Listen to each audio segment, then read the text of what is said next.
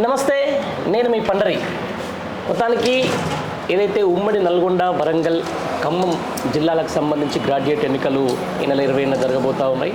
దీనికి సంబంధించి అసలు ఈ యొక్క నియోజకవర్గంలో ఉన్నటువంటి మేధావులు, ఉన్నత విద్యావంతులు అసలు ఏమనుకుంటున్నారు, ఎవరు గెలిస్తే బాగుంటుంది, ఎవరు మా ఈ ఎమ్మెల్సీ ఎలక్షన్లో గెలిస్తే వారి పక్షాన నిలబడతారు, లేకపోతే నిరుద్యోగులు ఏమనుకుంటున్నారు, దీనికి సంబంధించి కూడా మనం చాలామంది వేరియస్ వ్యక్తుల మధ్య కూడా మనం బయట తీసుకుంటున్న సందర్భం ఉంది. ఈ నేపథ్యంలో కూడా కొంతమంది సెక్టార్కి సంబంధించి ఇప్పుడు మనం విద్యావంతులను తీసుకున్నాం, తర్వాత కొంతమంది గవర్నమెంట్ టీచర్స్ తీసుకున్నాం, ఇప్పుడు ప్రస్తుతం మన ముందు ఉన్నారు కొంతమంది డాక్టర్స్ ఉన్నారు. ఆయన కూడా ఒక అడిగి విషయం తెలుసుకుందాం.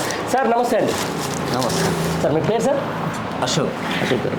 ఓకే, తెలుసు మీకు వరంగల్, ఖమ్మం సంబంధించిన ఏదైతే నల్గొండ పట్టభద్రుల ఎలక్షన్స్ ఈ నెల 20న జరగబోతూ ఉన్నాయి. ఎవరు కలిసి బాగుంటుంది సార్? ఏమనుకుంటున్నారు అసలు జనాలు?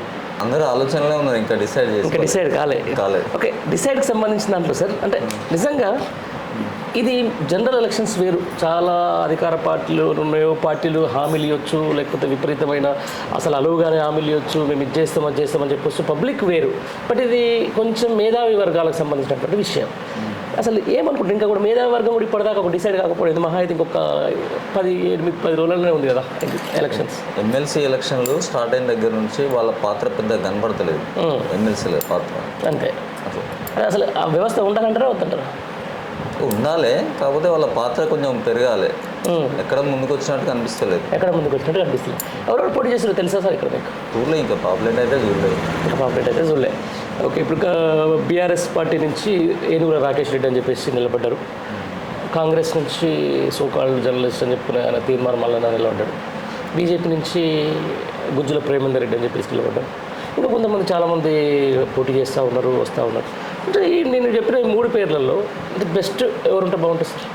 ఎవరు గెలిస్తే బాగుంటుంది మీరు అనుకుంటున్నారు? ఈ రాకేష్ రెడ్డి అయితే పర్వాలేదండి. ఎట్లా సార్? ఎట్లా అంటే ఈ ముగ్గురితో కంపేర్ ఎట్లా చేస్తారు? పేరు విన్నారు అట్లా.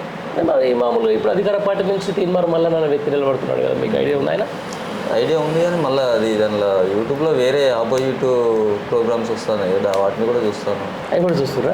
అంటే నేను ఏమంటున్నా అంటే ఒక ప్రాస్పెక్టివ్, అంటే ప్రశ్నించే గొంతుగా అంటారు కదా సార్. ఇప్పుడు అధికార పార్టీలో ఉండి అధికార పార్టీ నుంచి పోటీ చేసుకుంటే ఇంకేం ప్రశ్నిస్తారని చెప్పేసి జనాలు అడగరా? అదే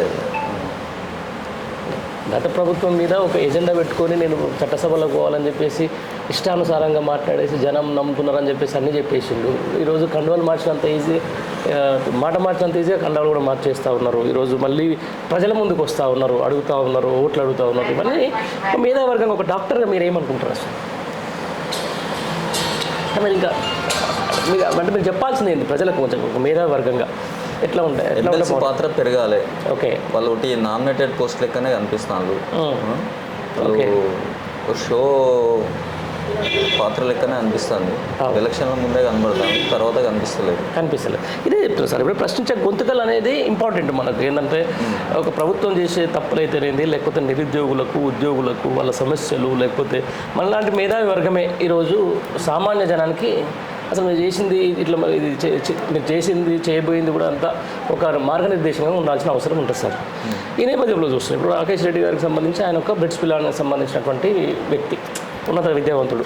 అంటే ఒక క్రైటీరియా సార్ ఎమ్మెల్సీ గెలవాలంటే ఈ గ్రాడ్యుయేట్ ఎలక్షన్లో అది ఏంది క్రైటీరియా? వాళ్ళకి ఉండాల్సిన లక్షణాలు ఏంటి అనుకుంటున్నారు? గ్రాడ్యుయేట్ గురించి మాట్లాడే కెపాసిటీ ఉండాలి. ఫస్ట్ ఆఫ్ ఆల్ ఎంప్లాయ్మెంట్ తీసుకొచ్చే కెపాసిటీ ఉండాలి. 2 ఎమ్మెల్సీ మీటింగ్స్ అనేది కౌన్సిల్లో ఎప్పటికీ జరిగినట్టు ప్రజలకు తెలియాలి. గ్రాడ్యుయేట్స్కి ఓకే. ఏదైనా మొత్తం ఈ చూస్తే సార్ మొన్న ఏమంటాడు సీఎం రేవంత్ రెడ్డి, ఏమంటాడు అసలు మండలి అనేది కేవలం రియల్ ఎస్టేట్ బ్రోకర్లే అవుతున్నారు అని చెప్పేసి కూడా అంటున్నారు. మళ్ళీ ఎందుకు ఈ ఎలక్షన్లో మళ్ళీ ఈ ఎమ్మెల్సీ ఎలక్షన్లు నిర్వహిస్తున్నారు అంటే ఒక ముఖ్యమంత్రి మాట్లాడే మాటలేనా ఇది? అంటే అది రియల్ ఎస్టేట్ బ్రోకర్లకే మాత్రమే ఎమ్మెల్సీలు అవుతున్నా కాడికి తీసుకొచ్చిన కాడికి వచ్చింది. దీన్ని ఎట్లా చూసుకోవచ్చు? మేధావి వర్గంగా ఏమనుకోవచ్చు? ఒక ముఖ్యమంత్రిగా అట్లా మాట్లాడద్దు. అంతే. ఎట్లా అనిపిస్తుంది సార్ ఈ 6 నెలల కాంగ్రెస్ పరిపాలన వచ్చింది, మా ప్రభుత్వం మార్పిడి తర్వాత మీ ప్రాస్పెక్టివ్ ఎట్లా ఉంది గవర్నమెంట్ మీద, చేసే వర్క్ మీద? ఈ 5 years కూడా సాటిస్ఫై కనబర్చేటట్టు కనబడతలేడు రేవంత్ రెడ్డి. లేవడలేదు. ఏం మిస్టేక్ అనిపించింది మీకు? అంటే చెప్పిన హామీల విషయంలోనా, లేకపోతే పరిపాలన విషయంలోనా, లేకపోతే ఆయన మాట్లాడే విధానం విషయంలోనా, దేంట్లో?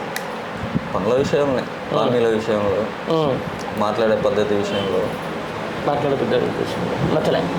పై సార్ ఎందుకంటే నిజంగా ఒక ముఖ్యమంత్రి ఉన్నప్పుడు కొంచెం భాషా పరిజ్ఞానం ఉండాలి, భాష మీద పట్టు ఉండాలి, ఇష్టానుసారం ఎవరు మాట్లాడడానికి ఏమి ఉండకూడదు. బట్ ఇట్లా మాట్లాడితే జనాలు రేపు సభ్య సమాజం ఎట్లా ఉంటుంది సార్? ఏమనుకుంటారు సార్? అది కూడా కరెక్టే కదా. మాస్ లీడర్గానే కేసీఆర్ లెక్క గవర్నమెంట్ ప్రాజెక్ట్ కావాలని చూద్దామని అనుకుంటున్నాడు. బట్ వర్కౌట్ అవుతుందా ఆయన ఇచ్చిన హామీలు? కాదు, ఫస్ట్ షోనే అవుతుంది, తర్వాత కాదు. Right sir. అంటే మొత్తానికి ఈ నియోజకవర్గాల ప్రజలకు, ఈ జిల్లా ప్రజలకు మీరు ఏం చెప్పదలుచుకున్నారు అక్కడ చూసి చెప్పండి సార్.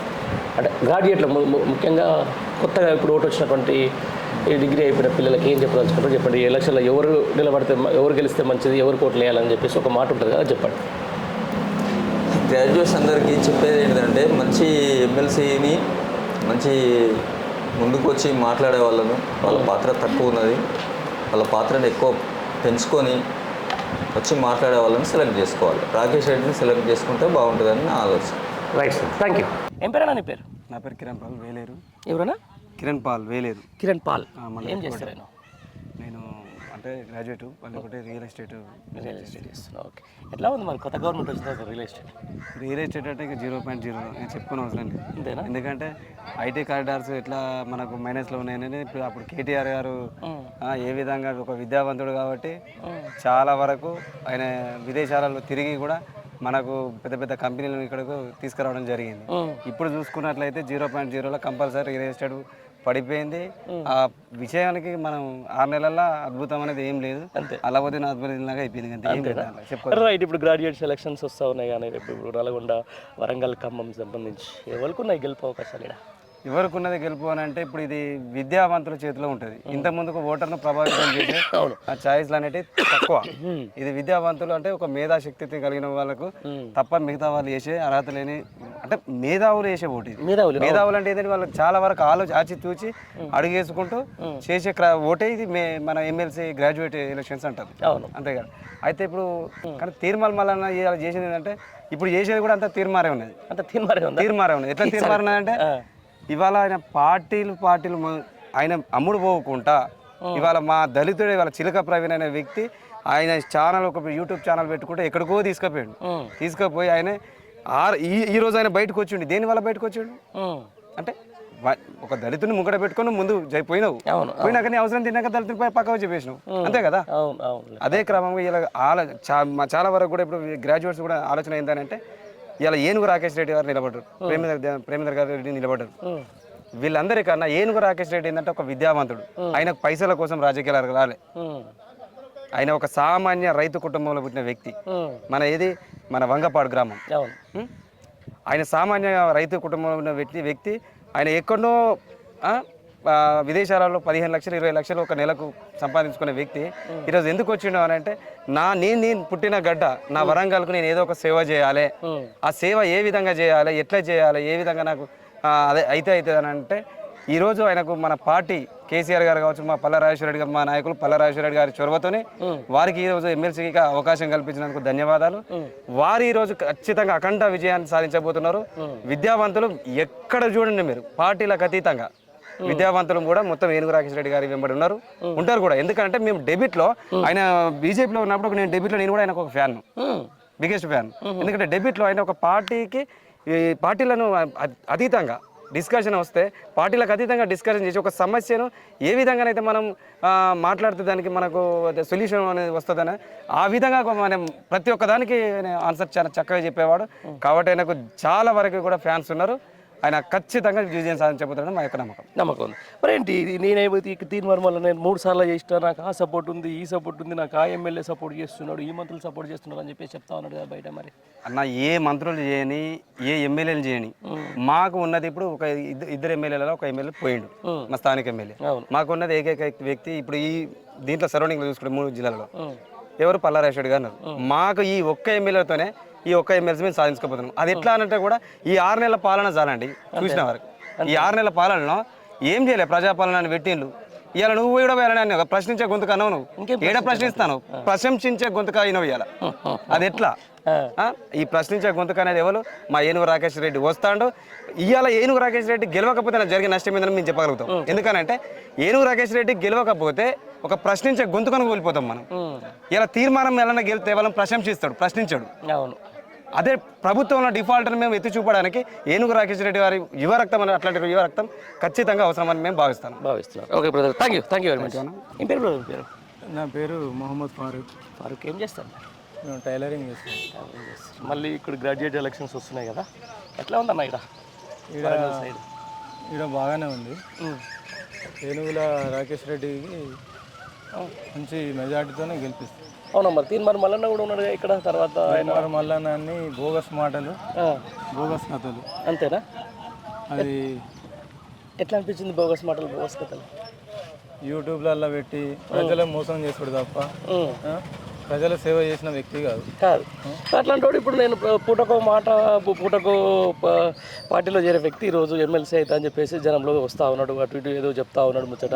మరి ఏమంటారు ప్రజలు, ఏమనుకుంటారు అసలు? మేధావులు ఏమనుకుంటారు? ఇలాంటి గ్రాడ్యుయేట్స్ ఏమనుకుంటారు? ఇప్పుడు గత కాంగ్రెస్ ప్రభుత్వం అబద్ధాల మోసాలతోనే ప్రభుత్వం చేపట్టింది. ఇప్పుడు ప్రజలు కూడా గ్రహిస్తారు. ఇప్పుడు అందులో భాగంగా గ్రాడ్యుయేట్ అంటే చదువుకున్న వాళ్ళు, వాళ్ళు ఇంతో అంతో తెలివి ఉన్న వాళ్ళు, 10 మందికి చెప్పేవాళ్ళు, వాళ్ళు గుర్తించి ఎవరికి ఓటేస్తే బాగుంటుంది అని గుర్తించి ఓటేస్తారు వాళ్ళు. అలా ఒక మాట మీద ఉంటాడు, రైతులను చెప్తాడు, కొడతా అంటాడు. ఆ తర్వాత అసలు ఆయన ఇంత ఉందా, అంత పొడి ఉందా అని చెప్పేసి పెద్ద పెద్ద మాటలు మాట్లాడతారు. ఈరోజు ప్రజల కాడికి వచ్చి నన్ను శాసన మండలికి పంపిస్తారా, శ్మశాన వాటికి పంపిస్తారా అని అడుగుతున్నాడు. మరి ఎట్లా చూస్తారు ఈ జనాలు ఇదన్నీ? ఈరోజు జనాలు మాత్రం ఖచ్చితంగా తీర్మార్ మల్లన్న మీద మండిపాటు పడంగా బాగానే ఉంది. ఖచ్చితంగా చిత్తుగా ఓడిస్తారు ఆయన, ఓడిస్తారు, ఖచ్చితంగా ఓడిస్తారు. ఓకే. బీజేపీ పరిస్థితి ఏంటన్నా? బీజేపీ ఇక్కడ మాత్రం ఏం లేదు, ఇక్కడ పరిస్థితి బీజేపీ లేదు అసలే. ఎందుకు రాకేష్ రెడ్డికి ఓటు ఎందుకు వేయాలంటే ఏమని చెప్తారు గ్రాడ్యుయేట్స్? రాకేష్ రెడ్డి ఏంటంటే ఒక బీద కుటుంబం నుంచి వచ్చిన వ్యక్తి, వాళ్ళది ఇక్కడ మా వరంగలే. పేదవాడంటే ఏందనేది ఆ సార్కి తెలుసు. ఇంకా మన వ్యవసాయ కుటుంబం నుంచి వచ్చిన వ్యక్తి అంటే జీవన విధానం ఎట్లుంటది, ఎదుటి వ్యక్తిని ఎట్లా ఆదుకోవాలి, బీదవారిని ఎట్లా చేయాలి, చదువుకున్న వ్యక్తిని ఎట్లా ప్రోత్సహించాలి అనేది ఆ సార్ దగ్గర ఉన్నది. కాబట్టి ఆ సార్కి మేము ఎక్కువ మెజార్టీ ఇవ్వగలుగుతాం. ఇస్తాం. ఏం చేస్తావు? నువ్వు ఏం చేస్తావు? నేను వ్యవసాయం చేస్తావా? గ్రాడ్యుయేట్ ఓటర్వేనా? గ్రాడ్యుయేట్ పీజీ చేసినావా? ఓకే. ఎట్లా? సెకండ్ టైం ఓటు చేసాం. సెకండ్ టైం, ఫస్ట్ టైం కూడా వేసినావా? పల్లాసార్కి వేసినా ఫస్ట్ టైం. అప్పుడు పల్లాసార్కి వేసినావు. మరి ఇప్పుడు వాళ్ళకి వేస్తావు? రాకేష్ రెడ్డికి. ఎందుకు? ఆయన వ్యక్తిత్వం బాగుంది. ఫస్ట్ ఆఫ్ ఆల్ బాగుంది. ఏం నచ్చింది దాంట్లో నీకు మంచిగా? నీతి నిజాయితీ వాడు వాస్తవం చెప్పాలంటే. ఓకే. అక్కడ మన యూఎస్ఏలో అక్కడ 7 years 15 లక్షల జాబ్ వెళ్ళిపోయి మన ప్రజల కోసం వచ్చింది కదా. కొంచెం ఎమ్మెల్సీ కాబట్టి గ్రాడ్యుయేషన్ కాబట్టి ఆయన మంచిగా పోరాడతారు కావచ్చు అని ఉద్దేశంతో అతనికి ఏదో అనుకుంటున్నాను. అవునా? ఇప్పుడు కొంతమంది వస్తున్నారు టీవీలలో ముందర వేసుకొని, వాళ్ళు కూడా అధికార పార్టీలో ఉన్న మాకు టికెట్ ఇచ్చిందని చెప్పేసి వస్తూ ఉన్నారు. మరి వాళ్ళకి ఉండదు అవకాశం ఇక్కడ? వాళ్ళకి నేను కొంచెం ఇది స్టడీ బాగుంది కదా. ఎమ్మెల్సీ ఓట్లు అంటే మేధావులు వేసేవాడు కాబట్టి ఫస్ట్ ప్రైజ్ ఓటు అతనికి వేద్దామని అందరూ ఫిక్స్ అయిపోయారు. ఆల్మోస్ట్ తీర్మార్ మల్లకి ప్రేమంది రెడ్డి అంటే ఆల్మోస్ట్ ఎవరు తెలియదు. ఎందుకంటే తీర్మార్ మల్లన్నకు మరి ఇక ఆయనే 10 పాటలు తిరిగిన వ్యక్తి. ఫస్ట్ ఆఫ్ ఆల్ చెప్పాలంటే మొత్తం కింద పడి లేపిన పార్టీ అంటాడు, మొత్తం నినాదంటాడు, ప్రశ్నించే గొంతుకు అంటాడు కదా. మరి అదేం లేదు, అన్నీ ఉన్నది లేదు, అన్ని కల్పించి చెప్తారు అంతే. అంత మంచి పెద్ద విషయం ఏం లేదు మనం కదా. అని అంటున్నాడు టీవీలో కూడా, నాకు నేను చచ్చిపోతాను, బతుకుతా, అది ఇది అని చెప్పేసి ఒట్లు ఇట్లు పెడతా ఉన్నాడుగా. ఇక అన్నీ ఉంటాయి కదా, రాజకీయం అంటే అంతే కదా. అంతేనా? అదొకటి తోటి చెప్తూనే ఉంటారు కదా. రాజకీయ నాయకుడా లేకపోతే జర్నలిస్టా? ఇక ఎటు కాకుండా చెప్పటట్లేదు. ఇక అన్ని ఆయనే. ఇక అన్నీ ఆయనేనా? అంతేనా? ఓకే. ఇప్పుడు ఇది మేధావులు ఓటింగ్ కదా. ఇప్పుడు ఎట్లా అంటే ఇప్పుడు వేరే పార్టీల నుంచి వస్తుంటే జనాలకు సంబంధించిన దాంట్లో నిజాయితీ కావాలా, లేకపోతే ఇట్లా ఎట్లా పడితే అట్లా టీవీలో ముందు మాట్లాడుతూ కావాలా? నిజాయితీ ఉండాలి ఫస్ట్ ఆఫ్ ఆల్. ఒకటి ఓటర్కు, అందులో మేధావులు ఏమంటారు మరి లాస్ట్కు? ఎలా ప్రజలు మీ గ్రాడ్యుయేట్స్ అంతా ఇక్కడ ప్రాంత గ్రాడ్యుయేట్స్ ఆల్మోస్ట్ 90% రాకెట్కి వేద్దామని ఫిక్స్ అయిపోయారు. ఆల్రెడీ మైండ్లలో తిరుగుతుంది, రన్ అవుతుంది, ఆల్మోస్ట్ రన్ అవుతుంది. Right brother, thank you. ఏం పేరు బ్రో నీ పేరు? కోవిడ్ అశోక్ నా పేరు. కోవిడ్ అశోక్. ఏం చేస్తావు బ్రో? నేను ప్రైవేట్ టీచర్గా వర్క్ చేసుకుంటాను. Private teacher. ఓకే. ఉందా ఎలక్షన్ ఎన్రోల్ చేసుకున్నారా? ఎన్రోల్ చేసుకున్నా, మా పేరు ఎంటర్ అయింది, ఓటు వేయడానికి సిద్ధంగా ఉన్నారు. ఇప్పుడు ఏమంటున్నారు మరి ప్రజలు? ఇప్పుడు నల్గొండ, ఉమ్మడి ఖమ్మం అండ్ వరంగల్ ఏం లేదు, గ్రాడ్యుయేట్ ఎలక్షన్లో ఏం జరగబోతుంది? మంచి నాయకుడిని ప్రశ్నించేవాడిని ఎన్నుకోవాలనే ఉద్దేశంతో చూస్తున్నాం. దానిలో భాగంగా రాకేష్ రెడ్డి అనే పేరు మాకు మంచిగా అనిపిస్తుంది. ఆయన ప్రశ్నించే నాయకుడు, మంచి చదువుకున్న నాయకుడు, ప్రజల కోసం పనిచేసే నాయకుడు కాబట్టి మేము అటు ఓటు వేయాలనుకొని చూస్తున్నాం. అటు ఇటు వేయాలనుకొని చూస్తున్నారు. ఎందుకు మరి కాంగ్రెస్ నుంచి కూడా వాళ్ళు వీళ్ళు నిలబడుతున్నారు కదా, పెద్ద జర్నలిజం అని చెప్పేసి అది చెప్పేసి చెప్పిన వాళ్ళు కూడా వస్తున్నారు. అది జనానికి మభ్య పెట్టడానికి దాన్ని జర్నలిజం అనేది ఫోర్త్ ఎస్టేట్ మన ప్రజాస్వామ్యం, దాన్ని వినియోగించుకునే తీరులో కొంతమంది అవహేళన చేస్తుంది. అవహేళన చేసినప్పుడు దాన్ని మనం భద్రతగా దాన్ని ఏ విధంగా యూజ్ చేసుకుంటే ప్రజలకు ఏ విధంగా న్యాయం జరుగుతుంది, ప్రజలకు ఎంత ఆ యొక్క సాయం అందుబాటులో ఉంటుందో గమనించాలి. కానీ అందరికీ అందుబాటులోకి ఆ నాయకుడు అనేటోడు చేరలేకపోతాడు. అవినీతి కానీ అలాంటి సంఘటనలు, ప్రజలను బెదిరించడం అలాంటివి జరుగుతున్నాయి. కానీ వివిధ పార్టీలకు జాయిన్ అయినప్పుడు ఈ పార్టీతో ఆ పార్టీతో సపోర్ట్ ఉండి ప్రజలకి వెళ్ళకుండా మభ్య పెట్టుకుంటే ప్రజలను మభ్య పెట్టుకుంటే అట్లా యూట్యూబ్ అని అట్లా మోసం చేయడం మంచి పద్ధతి కాదు. అంతే, మంచి పద్ధతి అయితే కాదు. రైట్, ఎవరికి ఉందంటారు గెలుపు అవకాశాలు? అయితే రాకేష్ రెడ్డికే ఉంటాయి అంటారు. మొత్తానికైతే నాకు తెలిసి రాకేష్ రెడ్డి ఆయన మంచి విద్యావేత్త, మంచి డిబేట్లో పాల్గొంటాడు, మంచి ప్రశ్నించే గొంతు, ఆయనే గెలుస్తాడనే నమ్మకం నాకు బాగుంది. Thank you. Thank you. మీ పేరు? నా పేరు సురేష్. ఏం చేస్తారే మీరు? నేను అన్ఎంప్లాయిడ్. అన్ఎంప్లాయిడా? ఉందా గ్రాడ్యుయేట్ ఎలక్షన్లో ఓట్లు ఎన్రోల్ చేసుకున్నామన్నా? చేసుకున్నారా? ఎట్లా ఏమనుకుంటారా మరి వరంగల్, ఖమ్మం, నల్గొండ జిల్లాలకు సంబంధించి పట్టభద్రులు ఏమనుకుంటారు ఈసారి 3 పార్టీల అభ్యర్థులను చూసినట్లయితే బీఆర్ఎస్ పార్టీ నుంచి వెళ్ళి ఏనుగుల రాకేష్ రెడ్డి అన్న ఉన్నాడు. ఆయన ఉన్నత విద్యావంతుడు, బిట్స్ పిల్లలలో చదువుకున్నాడు. ఆయన యొక్క విద్యార్హతలను బట్టి తర్వాత ఆయన చేసినటువంటి వరంగల్ జిల్లాలో ఆయన చేసినటువంటి సామాజిక కార్యక్రమాలను బట్టి కంప్లీట్గా నిరుద్యోగులందరూ, పట్టభద్రులందరూ కంపల్సరీగా ఈసారి రాకేష్ రెడ్డి గారికే మొదటి ప్రాధాన్యత ఓటేయాలని అందరూ అనుకుంటున్నారు. ఎందుకు మరి వేరే వాళ్ళకి ఎందుకు వేయకూడదు? చూసినట్లయితే BJP party candidate Premender Reddy అన్నట్టయినా ఎవరికి తెలియదు. ఓకే. అతను వాస్తవానికి కొన్ని సందర్భాలు అతను చూసినట్లయితే అతను ఏం మాట్లాడతాడో అతనికి వ్యవస్థ మీద కానీ, పట్టభద్రుల మీద కానీ, నిరుద్యోగం మీద కానీ ఇక దేని మీద అతనికి అవగాహన లేదు. ఇక రెండోది కాంగ్రెస్ పార్టీ నుంచి చూసినటువంటి తిన్మార్ మల్లన్న, ఆయన తీరొక్క పార్టీ మల్లన్న. ఆయన మొన్నటిదాకా బీజేపీలో ఉన్నాడు. ఆ తర్వాత మళ్ళీ వచ్చి ఇంకో దాన్ని మళ్ళీ కాంగ్రెస్లో పోయిండు. కాంగ్రెస్లో పోయి పార్టీ కూడా పెట్టింది తెలుసా? మధ్యలో ఒక పార్టీ పెట్టిండు. 720 కిలోమీటర్ల పాదయాత్ర ఒకటి తీసుకుని వచ్చిండు. 720 అని చెప్పేసి 7200 సార్ 7,200 కిలోమీటర్ల పాదయాత్ర అన్నాడు. అంటే ఆయన దాదాపు ఎస్సీ, ఎస్టీ, బీసీ మైనార్టీలందరినీ ఒక సోషల్ మీడియా పెట్టుకొని అందరి దగ్గర పాప నిరుద్యోగుల దగ్గర డబ్బులు వసూలు చేసిండు. ఆయన నిరుద్యోగుల డబ్బులు వసూలు చేసి ఒక సోషల్ మీడియాలో ఒక బాగా హైప్ క్రియేట్ చేసుకొని ఆయన ఒక నాయకునిగా చెల్లమని అవుతున్నాడు. వాస్తవానికి ఆయన నాయకుడు కాదు, ఒక బ్రోకర్. ఆయన చాలా మంది ఆయన అఫిడవిట్లో కూడా ఆయన ఎన్ని కేసులు ఉన్నాయని చెప్పేసి ఆయన చెప్పుకున్నాడు కదా. ఆ కేసులో ఆయన స్వాతంత్ర సమరయోధుడు. ఆయన కేసులు ఉండడానికి ఆయన తెలంగాణ ఉద్యమకారుడు. ఆయన చేసిన లంగా లఫంగా పనుల వలన కదా ఆయన కేసులు ఉన్నాయి. అసలు కేసు నా మీద కేసులు లంగాగానని చెప్పి ఆయన చెప్పుకుంటాను. అఫిడవిట్ అదే ఉన్నది కదా. అంతే. కాబట్టి ఈ తిరుమల అంటాడు ఒక బ్రోకరు, వాడిని ఖచ్చితంగా అసలు అన్ఫిట్ క్యాండిడేట్ చెప్పాలంటే. సీరియస్గా నేను కూడా నియోజకవర్గంలో ఉన్న కొంతమంది గ్రాడ్యుయేట్స్ అందరిని అప్పీల్ చేసేది ఏంటంటే, సీరియస్గా చూసినట్లయితే ఈ 3 క్యాండిడేట్ల కంటే బెటర్ ఏనుగుల రాకేష్ రెడ్డి. ఇదే అంటున్నారు ఇప్పుడు ప్రభుత్వానికి సంబంధించి. ఇదే ముఖ్యమంత్రి ఏమంటాడు, పెద్దల సభ అది రియల్ ఎస్టేట్ బ్రోకర్ల సభ అయిపోయిందని చెప్పేసి అంటారు. ఇట్లాంటి ఈడేమో జర్నలిజం పేరు చెప్పుకొని ఇష్టానుసారంగా టీవీల ముందు ఎవరు పడితే వాళ్ళని అనడం వల్ల మళ్ళీ ఇప్పుడు వచ్చేసి నన్ను చంపేస్తారా, చట్టసభలకు పంపుతారా అని చెప్పేసి ఇక్కడ మాట్లాడుతూ ఉన్నారు. ఇవన్నీ చూస్తున్న తర్వాత ఒక మేధావిగా, ఒక గ్రాడ్యుయేట్ మీకు వాస్తవానికి ఆయన నన్ను శ్మశానానికి పంపిస్తారా లేకపోతే శాసనమండలికి పంపిస్తారా అని, ఇది 100% ఆయన ప్రజల్ని గ్రాడ్యుయేట్స్ని బ్లాక్మెయిల్ చేయడం. ఇది అంటే నన్ను మీరు చంపన చంపులు లేకపోతే శాసనమండలికి పంపించాలంటే అయితే బ్లాక్మెయిల్ చేస్తున్నాడు కదా. డైరెక్ట్గా బ్లాక్మెయిల్ చేస్తున్నప్పుడు దీన్ని ఎలక్షన్ కమిషన్ దీన్ని సీరియస్ తీసుకోవాలి. అంటే మరి అధికారంలో ఉన్నదని చెప్పేసి ఎలక్షన్ కమిషన్ దాన్ని ఆ విధంగా చూస్తుందా లేదా తెలియదు. కానీ మొత్తానికైతే 100% అతను బ్లాక్ మెయిలర్ కాబట్టి బ్లాక్ మెయిల్ చేస్తున్నాడు అనే విషయం మొన్నటి మాటతో అర్థమైపోయింది. అంతే. చాలా చెప్పేది వరకు అంటే టీవీలో ముందు కూర్చోరు, అప్పటిదాకా ప్రశ్నించే గొంతుకన్నారు. ఆ తర్వాత విద్యార్థుల మీద మాట్లాడిండు. ఆ తర్వాత రైతులు కూడా రైతు బంధు అడిగితే చెప్పుతో కొట్టండి అని చెప్పేసి కూడా మాట్లాడారు. ఇట్లాంటి వ్యక్తిని ఇంత మేధావి వర్గం యాక్సెప్ట్ చేస్తారా? అసలు యాక్సెప్ట్ చేయొద్దు ఆయన. ఇప్పుడు మేము కూడా ప్రజలలో గ్రాడ్యుయేట్స్ దగ్గర మేము కొన్ని సందర్భాల్లో చర్చలు పెట్టినప్పుడు ఇలాంటి ఒక బ్లాక్ మెయిలర్ శాసన మండలికి చట్టసభలకు పోయే అర్హత ఇతనికి లేదు అనేది ప్రజలు అటు గ్రాడ్యుయేట్స్ అందరూ ఒక తీర్మానం అయితే చేసుకున్నట్టుగా కనిపిస్తాను. ఓకే. అతను ఏ రకంగా కూడా సూటబుల్ క్యాండిడేట్ కాదు. గతంలో అంటే ఆయన ఏమనుకుంటున్నంటే నేను ఒకసారి ఇండిపెండెంట్ పోటీ చేస్తే గట్టి పోటీని ఇచ్చిన అది ఇచ్చిన ఇది ఇచ్చిన అనుకుంటున్నాను. అప్పుడున్నంత ఉందా మనకి? లేదు, ఇది వాస్తవం. ఒకప్పుడు తిరుమల నటుడు నేను ఒక ఎస్సీ ఎస్టీ బీసీల రాజ్యాధికారం రావాలని చెప్పేసి అని ఒక నినాదం తీసుకున్నాడు. ఆ తర్వాత ఏమన్నాడు అంటే అంగిలాగు సిద్ధాంతం చెప్పిండు. అవును, అంగిలాగు సిద్ధాంతం అన్నాడు. ఈ అంగిలాగు సిద్ధాంతం చెప్పడం వల్ల చాలామంది ఎస్సీ ఎస్టీ బీసీ మైనార్టీలు అందరూ కలిసి అరే ఇది రాజకీయాలు ఒక సరికొత్త రాజకీయాలు మాట్లాడుతున్నాడు కాబట్టి కొంతమంది ఫాలో అయ్యారు ఇతను ఫాలో అవడం వల్ల ఆన్ ద టైం. కానీ ఎప్పుడైతే గతంలో ఎమ్మెల్సీ ఎన్నికలు అయిపోయినాయో ఆ అయిపోయిన తర్వాత ఇతని యొక్క ఏదైతే ఉందో నిజ స్వరూపం, ఇతను ఎంతమందిని బ్లాక్మెయిల్ చేసిండో, ఎంతమంది మెడ మీద కత్తి పెట్టి డబ్బులు వసూలు చేసిండో, ఇతని మీద అనేక విషయాలు బయటికి రావడం వల్ల ఆ రోజు ఉన్నటువంటి హైప్ మాత్రం ఇప్పుడు లేదు. వాడు కంప్లీట్గా తీర్మానం వల్ల అన్న బ్రోకర్ అంటాడు, కంప్లీట్గా జీరో అయిపోయాడు. 100% వాడికి అసలు పోటీలో ఉన్నా కానీ అతను లెక్కలోకి తీసుకోవాల్సిన అవసరం లేదు. అంతే.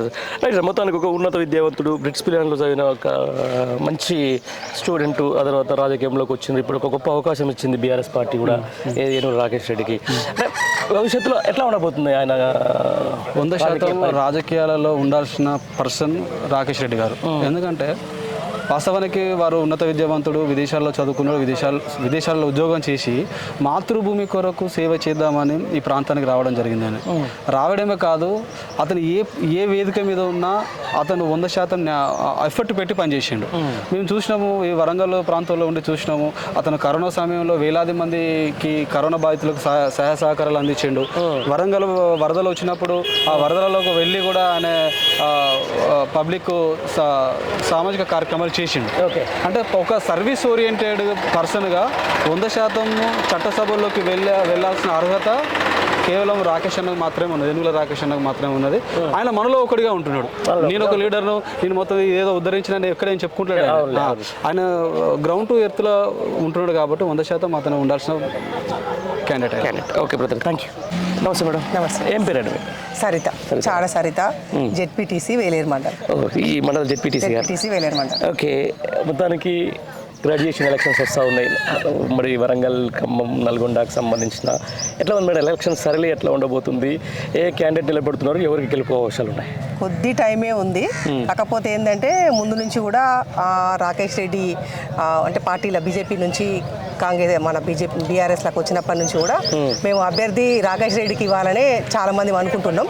ఎందుకంటే ఒక విద్యావంతుడు ఈ పట్టభద్రుల ఎమ్మెల్సీ అయితే చట్టసభల్లోకి వెళ్ళి మాట్లాడడానికి ఛాన్స్ ఉంటుంది.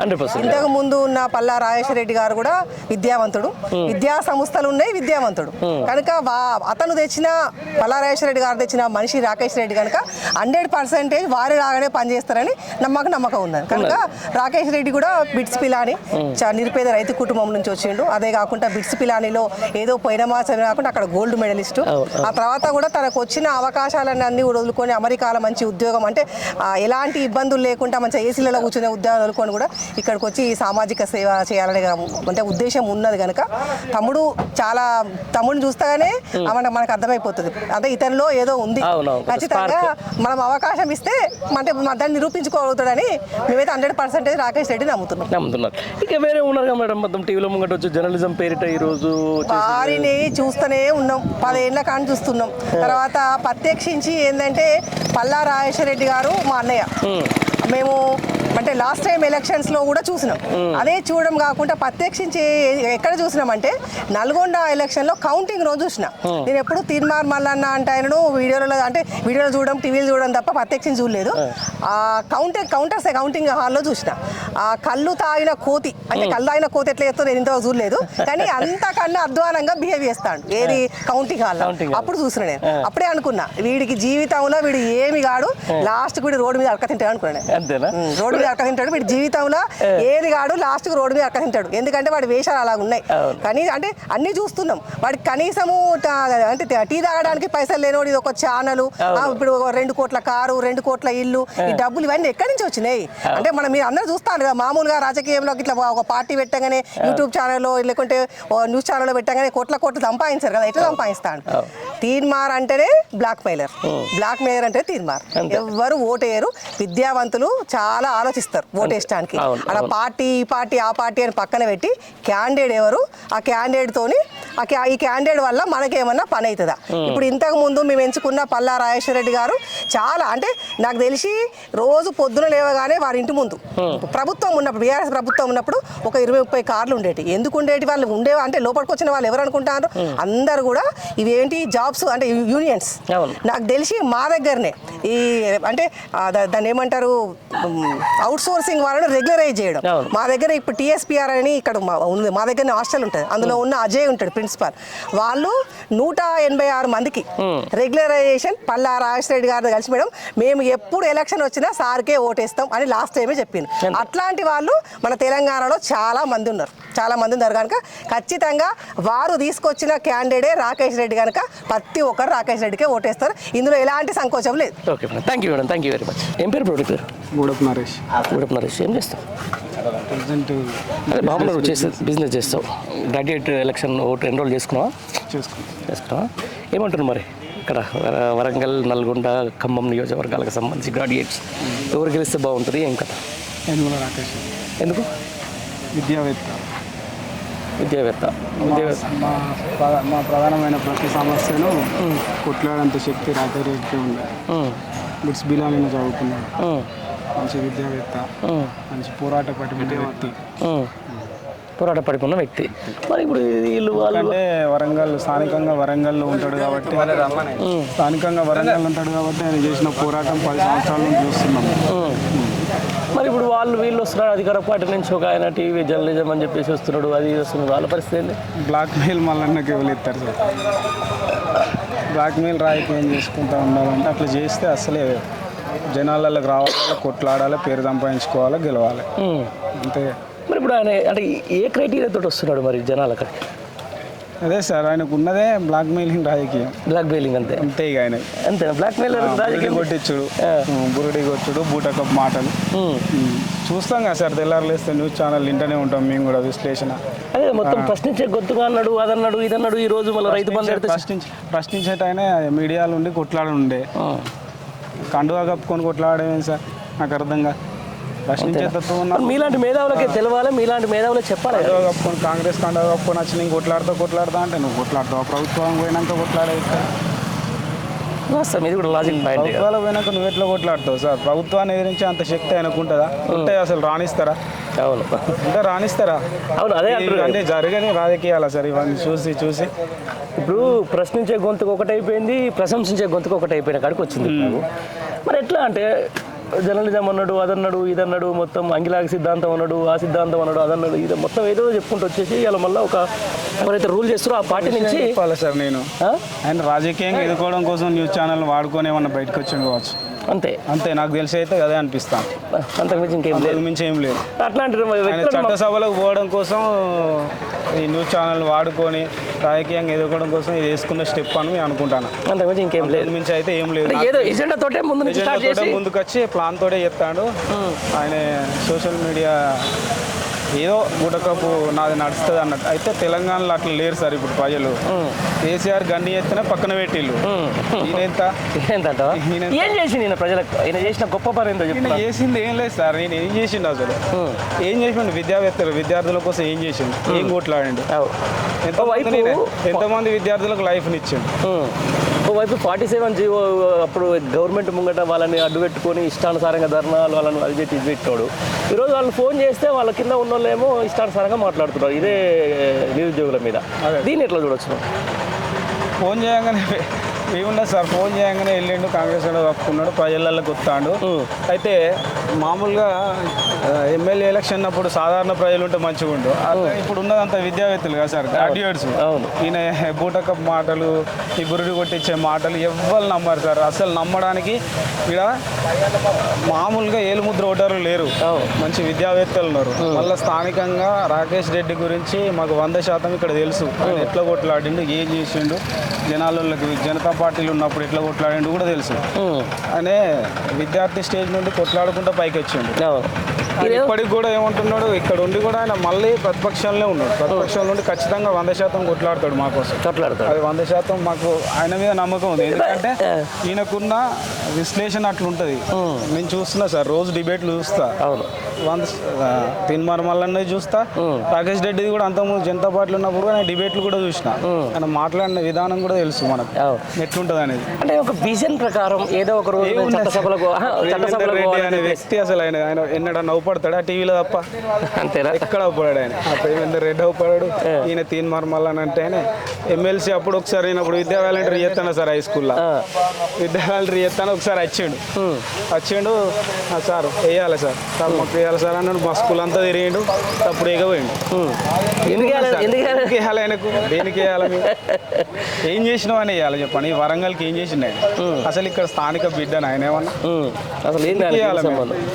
ఆయన వచ్చింది ఒక ఎజెండాతో సార్, రాజకీయాలకు రావాలనుకుని న్యూస్ ఛానల్ పెట్టినట్టున్నది.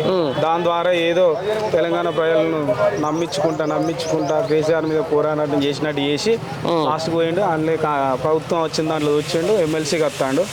సాధారణ జనం అయితే కాదు ఓటు వేయడానికి, విద్యావేత్తలు ఉన్నాం. ఓటుతోడు కొడితే పోయి మళ్ళీ పోయి గదే తీన్మార్ మల్లన్న అవుతుంది, మారుతుంది. మార్పు రావాలని వాళ్ళు అన్నారు కదా, ఆ మార్పు మేము చూపెడతాం. ఈ ఓటుతోడు చూపెడతాం. రైట్, 100% చూపెడతాం. రైట్. ఏం పేరు బ్రదర్? ఏం పేరు? క్రాంతి కుమార్. మీరేం చేస్తారు? MBA అయిపోయింది, హోటల్ మెయింటైన్ చేస్తారు. హోటల్ నడుపుతారా? ఓకే. స్వయం ఉపాధి చేసుకున్నారా? ఎమ్మెల్సీ ఎలక్షన్కి సంబంధించి ఓటు ఎన్ని రోజులు చేసుకున్నారా? ఏమంటున్నారు సార్ మరి మొత్తానికి జనాలు? వరంగల్, ఖమ్మం, నల్గొండ పట్టభద్రుల నియోజకవర్గాలకు సంబంధించి పోటీ చేస్తున్నటువంటి అభ్యర్థుల మీద మీ ఒపీనియన్ ఏంటి? ఇప్పుడు ఇండిపెండెన్స్ మొత్తం 52 మంది ఉన్నట్టున్నారు కదా. మొత్తం 52 మంది 52 మెంబర్స్ ఉన్నారు. కాకపోతే 3 ప్రధాన పార్టీల గురించి ఎక్కువ ఆలోచిస్తారు. ఫస్ట్ అధికార పార్టీలు ఉన్న కాంగ్రెస్ గురించి ఆలోచిస్తారు, ప్రతిపక్షంలో ఉన్న బీఆర్ఎస్ గురించి ఆలోచిస్తారు, బీజేపీ పార్టీ గురించి కూడా ఆలోచిస్తారు. కాకపోతే ఏంటంటే అధికార పార్టీలు ఉన్న కాంగ్రెస్ గురించి ప్రశ్నించే గొంతుగా మాట్లాడాలంటే మాట్లాడలేదు. కాకపోతే ఆపోజిట్ ఉన్న బిట్స్ బిర్యానీని చదువుకొని ఎంఫిల్ చేసి బిట్స్ బిర్యానీ చదువుకున్న వ్యక్తి జాబ్ మానేసి రాజకీయాల రంగంలో ప్రవేశించి ఇప్పుడు మనకు వస్తున్నాడు. కాబట్టి ఆయన చేసిన సేవలు కూడా ఒక 10 years నుంచి గమనిస్తున్నాం. ఇండస్ సంస్థ ద్వారా చాలా ఉపాధి అవకాశాలు కల్పించాడు.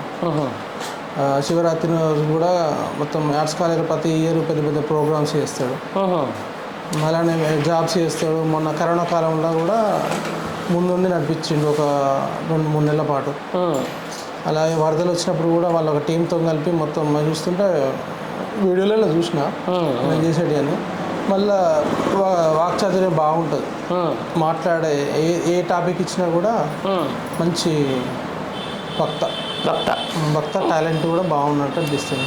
ఇప్పుడు తీన్మార్ మల్లన్న గురించి మాట్లాడాలంటే ఆయన మొన్నటిదాకా బీఆర్ఎస్ వ్యతిరేకంగా మాట్లాడాడు. మరి 6 నెలల కాలంలో కూడా కొన్ని వ్యతిరేకతలు ఉన్నాయి.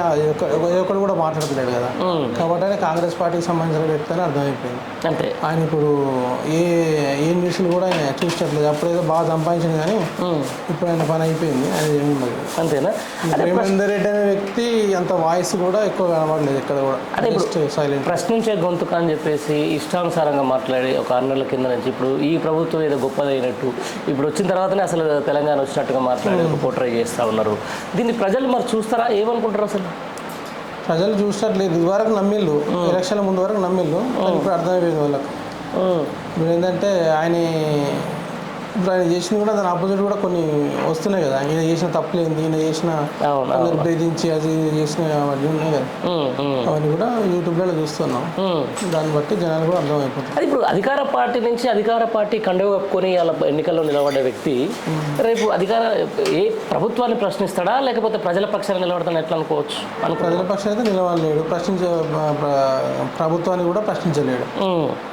కాబట్టి ఇప్పుడు ప్రతిపక్షంలో ఉన్న పార్టీ గట్టిగుంటుంది కాబట్టి ప్రతిపక్షంలో ఉన్న వ్యక్తినే తీసుకుంటే బెటర్ స్టేట్ గవర్నమెంట్ అనుకుంటున్నారు మీరు. రైట్. మొత్తానికి ఇప్పుడు అంటే ఈ ఎన్నికలు వేరు, అంత కొంచెం మేధావి వర్గానికి సంబంధించిన ఎన్నికలు, అంత గ్రాడ్యుయేట్స్ కాబట్టి గతంలో హలీలుగానే హామీలు ఇచ్చేసిండ్రు, ఇష్టానుసారంగా మాట్లాడేసిండ్రు, ఏది పడుతుంది చెప్పేసిండ్రు. అవుతుందా మళ్ళీ ఈసారి కూడా గ్రాడ్యుయేట్లు కూడా అదే తప్పు చేస్తారా? గ్రాడ్యుయేట్స్ అంటే ఇప్పుడు ఇంతకుముందు ఎలక్షన్స్ అనేసరికి ఏదో చాలామంది గ్రామీణ ప్రాంతాలలో హైదరాబాద్ సిటీలో ఎక్కువ వాళ్ళ గురించి అర్థమైంది, కానీ గ్రామీణ ప్రాంతాలలో ఎక్కువ ఈ వాయిస్ ఛానల్ చూసి దానికి ఏదో మోటివేట్ అయ్యి తప్పు చేసింది, కానీ ఇప్పుడు వాళ్ళకి అర్థమవుతుంది కొద్దిగా ఇప్పుడు 6 నెలల వాటి కూడా తెలుస్తుంది. వాళ్ళు ఈ 5-6 మంత్స్లో కనీసం ఒక ప్రాజెక్ట్ గురించి మాట్లాడలేదు. వాళ్ళు 6 గ్యారెంటీలలో 1 గ్యారెంటీ 6 గ్యారెంటీ 13 అంశాలలో ఒకటే బస్సు ఫ్రీ ఒకటే పెట్టిండు. దాంట్లో తనుకుని గుద్దుకోవడం తప్ప ఏం లేకపోయింది, అది కూడా ఏం లేకపోయింది. మిగతాది కూడా కష్టం అనిపిస్తుంది. రుణమాఫీ అంటే రుణమాఫీ కావాలంటే 36,000 కోట్లు కావాలి. ఏం చెల్లిస్తారో మళ్ళీ మొన్న కడుపు కట్టుకుంటే ఒక సంవత్సరం కడుపు కట్టుకుంటే మొత్తం 70 వాయిస్ ఇచ్చింది ఒక మనం కడుపు కట్టుకొని పని చేద్దాం అని అంటే తినడు ఆపు పని చేద్దాం అంటాను. అంటే తినడానికి వచ్చినట్టు మీరు అప్పుడేమో లంక బిందెలు అన్నాడు, ఇప్పుడేమో తినడానికి వచ్చినాడు అనమాట. ఎట్లా అనిపిస్తుంది 4-6 నెలల కాంగ్రెస్ పరిపాలన? ఇప్పుడైతే నాట్ సాటిస్ఫై. ఓకే, గ్రాడ్యుయేట్కి అయితే మరి ఎట్లా ఎవరికి ఉంది అవకాశం?